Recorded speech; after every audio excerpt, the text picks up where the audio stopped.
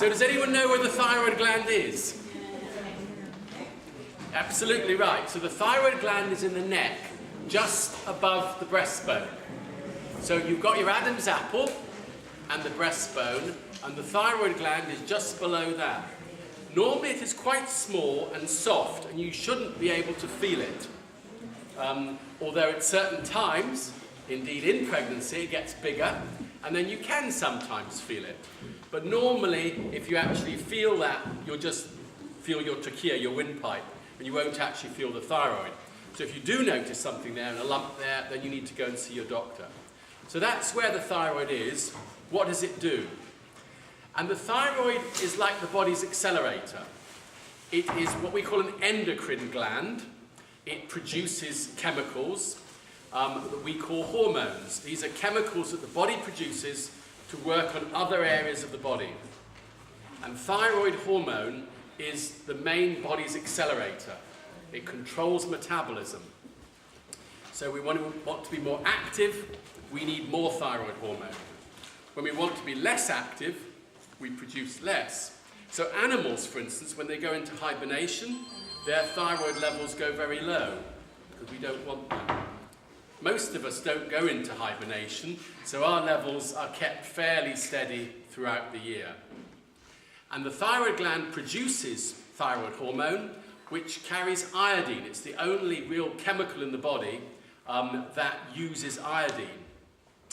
So if we don't have enough iodine in our diet, and we're not eating enough iodine, then the body can be short of iodine, and the thyroid has to work harder to produce enough hormone, and that causes an enlarged thyroid, or a goiter.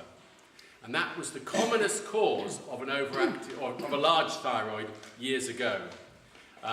In England, there are different areas. Some have more iodine than others. And particularly in the Peak District in Derbyshire, they didn't have much iodine, and goiters were very common.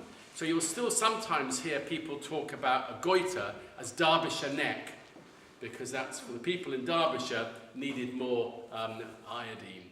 Hopefully I'm not being rude about anybody coming from Derbyshire here. Over the last 50 years, in fact, we supplement our diet with iodine. Table salt has iodine in it, bread has iodine in it, other foods have had iodine supplements. So for most people eating a normal diet in the UK, we have adequate iodine levels, and it's not a problem.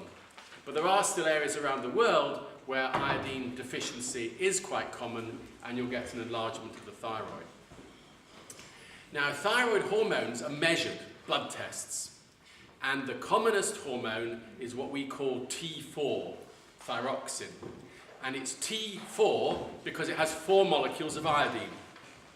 So it's a protein, thyroid hormone, that has 4 molecules of iodine attached onto it. And that gets released by the thyroid gland. And in the body, to a certain extent in the thyroid, but also elsewhere, it gets converted into a more active hormone, which only has 3 molecules of iodine, called T3. So you have thyroxine and tetraiodothyronine, or T3. And those are the main hormones. And they are in control by a little gland in the brain called the pituitary gland. And that really is the computer center for all our hormones. It controls a lot of the different hormones and is constantly measuring them as they circulate in the bloodstream, taking signals from the brain and elsewhere to work out how much of the hormone do we need, and then making the appropriate stimulus to the relevant gland to produce the right amount. So an incredibly well-balanced system. And for the thyroid, you have the circulating levels of thyroxine, T4. The body's measuring that with the pituitary and producing a hormone called thyroid stimulating hormone, or TSH. And that acts directly on the thyroid to produce thyroxine. All clear so far? Now, there's a lot, I don't know how many of you go onto intranets and look at thyroids and things. There is a lot of controversy out there, because some of the symptoms, I'll come on to talk in a bit more detail, of an underactive thyroid would include tiredness, weight gain, and feeling the cold. And if you live in this country, that basically covers 100% of us, because we're all too tired, we're all larger than we would like, and most of us are feeling the cold. So people often think they have an underactive thyroid, and they go along to the doctor does a blood test and says it's normal, and there are a small proportion of people have never really accepted that, and they still think that the thyroid is the cause of their problems. And they don't believe the measurements. In fact, the measurements are incredibly accurate. The laboratory is very, very accurate in how it measures. It is important that you interpret things correctly, but essentially if the results are clearly normal, then you don't have a thyroid problem. But actually, it is a very, very common disorder. And about 3% of the UK population have a thyroid problem. Since the majority of those would be middle to later life, then it is much commoner in adult life, when you're probably up to 5%. It's commoner in women. And they did a survey in a town just south of Newcastle, really a suburb of Newcastle, called Wickham.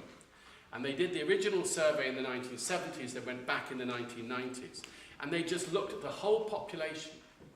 And they examined everybody's thyroid, and they did blood tests on everybody for their thyroid function.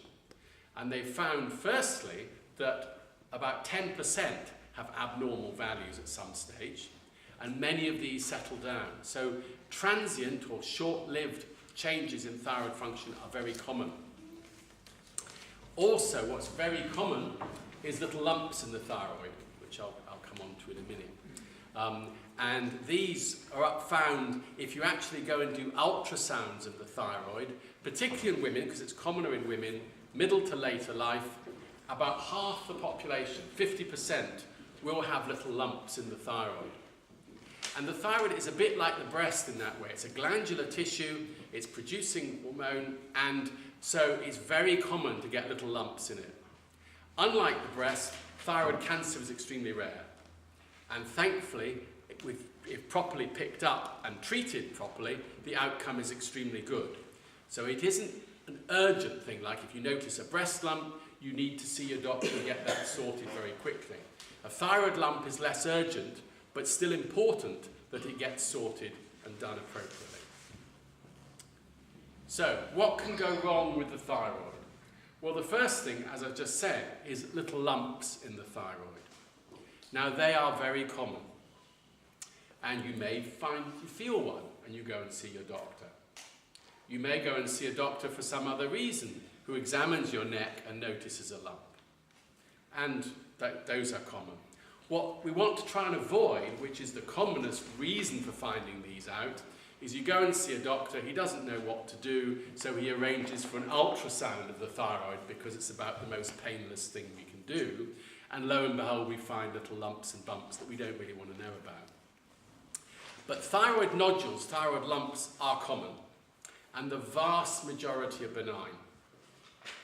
But thyroid cancer does occur, and the real difficulty we have as doctors is to try to work out what could be a cancer from what isn't. And there is unfortunately no absolute way of telling. It's true to say that the smaller the lump, the less likely. It's also true to say that if it's solid, it's less likely than if it's got fluid in it or it's a cyst. It's also true to say if it's single on its own, it's more likely to be sinister than if there were multiple nodules. But none of those is absolute. So what we would always suggest is that if you can feel a lump, then you come along to see somebody like myself, who will examine you, ask you a few questions, make sure your thyroid tests are normal, and then what we do, and some of you may have had this even with the thyroid, or very commonly with breast lumps, is what we call a fine needle aspiration. It's like a blood test. We take a little syringe with a fine needle at the end of it and just pop it into the thyroid. It's a smaller needle than we do for blood tests. Now, you're like me, you probably don't like blood tests either, but actually it really doesn't hurt. And local anaesthetic that I used to try and use actually hurt more putting a local anaesthetic in than having the needle test. So it really doesn't hurt. So we just pop a little needle in, and then you suck out some of the cells, and put those on a slide and send them off to some clever doctors who look down a microscope and say, yes, these are normal thyroid cells or not. That's quite difficult to do, so you need somebody who's very experienced in dealing with that. And we're fortunate that we use a clinic in Northwick Park that's got a lot of experience in that area and give us very good results. So if we don't think there's any problem and we pop the needle in and the cells have come back fine, then nothing more needs to be done. If we see some abnormal cells or we're worried, then it may be sensible to have an operation to remove the lump in the thyroid. And sadly, occasionally, we find that that is an abnormal lump, in which case the treatment is not particularly pleasant, but is curative. Because all you do is an operation to remove as much of the thyroid as possible. And then